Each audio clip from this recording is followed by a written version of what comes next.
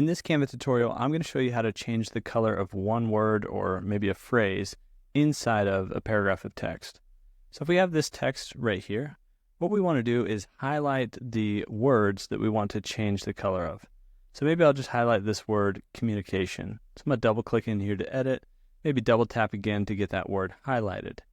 Then on top of your keyboard, you should see this letter A with color on it in the newest version of Canva Mobile. And if we tap on that, we can actually change the color of that word to whatever we want. So I could click on this color picker. Maybe I want this word to be red, so I'm going to grab it red, and then back out, and you can see communication has been changed to red. And the other thing that you can do even with this is highlight words and not just change color, but you could even bold that word. Maybe you want it to be red and bold, and any of these other small elements here, you can do individually right here.